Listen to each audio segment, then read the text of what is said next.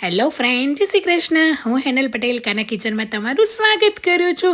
જમવાનો સ્વાદ વધારે અને એકદમ ચટપટું ખાવાની મજા આવે એવું એક અલગ જ જાદુઈ પાણી ઉમેરીને આજે આપણે હિંગવાળું ગાજર મરચાંનું અથાણું બનાવીશું. તો હિંગવાળું ગાજર મરચાંનું અથાણું બનાવવા માટે અહીંયા 2 દેશી ગાજર લીધા છે મેં અને 6 થી 7 લાલ મરચાં લીધા છે. લાલની જગ્યાએ તમે લીલા મરચાં પણ લઈ શકો છો.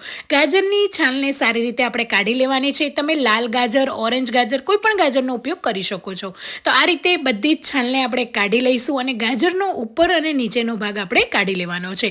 તો બસ આ રીતે ગાજરને એકદમ સરસ રીતે ધોઈને સાફ કરીને આ રીતે વચ્ચેથી મોટા પીસીસ કરી લઈશું 2 અને એકદમ પતલી પતલી સ્ટ્રીપમાં કટ કરી લઈશું. તમે રાઉન્ડ સ્ટ્રીપમાં પણ કરી શકો છો, લાંબી લાંબી આ રીતે પટ્ટીમાં પણ કરી શકો છો. જે રીતે તમને ગમે એ રીતે તમે અથાણામાં કોઈ પણ શેપ એડ કરી શકો છો. તો આ રીતે મેં પતલા પતલા લાંબા લાંબા પીસીસ તૈયાર કરી દીધેલા છે. એ જ રીતે લાલ મરચાંને પણ હું તીખા નથી એટલા માટે બીજ નથી કાઢી રહી. જો તમારા મરચાં તીખા હોય તો બીજ અને નસનો ભાગ જરૂરથી રિમૂવ કરી દેજો. તો આ રીતે બધા જ મરચાંને પણ લાંબા લાંબા પીસીસમાં કટ કરી દીધા છે.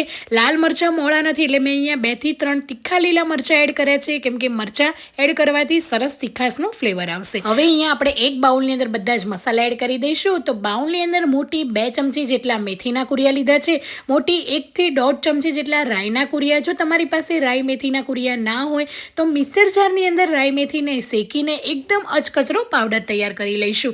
1 મોટી ચમચી લીલી વરિયાળી એડ કરી દઈશું. વરિયાળી એડ કરવાથી એટલો સરસ ફ્લેવર આવતો હોય છે અથાણામાં, એટલે જરૂરથી એડ કરજો. 3 થી 4 આખા લવિંગ એડ કરી લઈશું.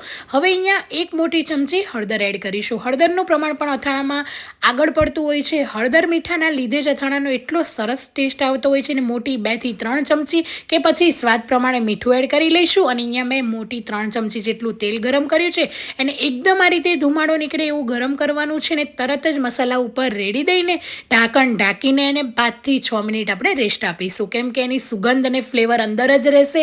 તો એટલી સરસ સુગંધ આવશે તમે એનો વઘાર કરશો ને ત્યારે વરિયાળીની, લવિંગની અને જે આપણે મસાલા એડ કર્યા છે ને એની. બસ એ પછી સારી રીતે મિક્સ કરી લઈશું અને કટ કરેલા ગાજર મરચાંને આપણે એડ કરી દેવાના છે. હવે આ બધી જ વસ્તુને સારી રીતે એડ કરી લઈશું. તમે આ અથાણામાં ગાજર અને મરચાંને મીઠા હળદરમાં રાત્રે પલાળીને તમે સૂકવી પણ શકો છો.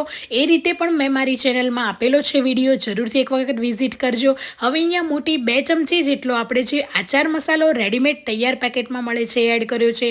તમારે જો ના એડ કરવો હોય તો કાશ્મીરી લાલ મરચું કે તમે નોર્મલ લાલ મરચું નાખીને પણ કલર એકદમ સરસ આવશે. એટલા માટે મેં અત્યારે આ રીતે તૈયાર મસાલો એડ કર્યો છે. ખાટા અથાણાનો જે મસાલો આવે છે એ એડ કરેલો છે.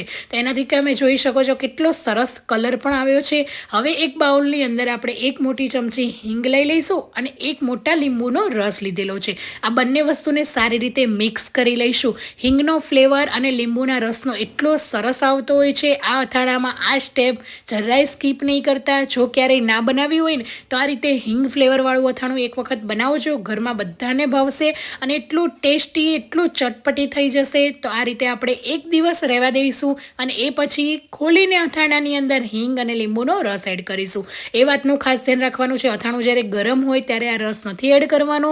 એક દિવસ આપણે એને રૂમ ટેમ્પરેચર પર જ રહેવા દેવાનું છે ઢાંકણ ઢાંકીને. બીજા દિવસે આ રીતે એડ કરીને ખાવા માટેનું અથાણું તૈયાર છે. તો તમે પણ આ રીતે ઇન્સ્ટન્ટ બનાવીને 6 મહિના સુધી ફ્રીઝરની અંદર સ્ટોર કરી શકો છો.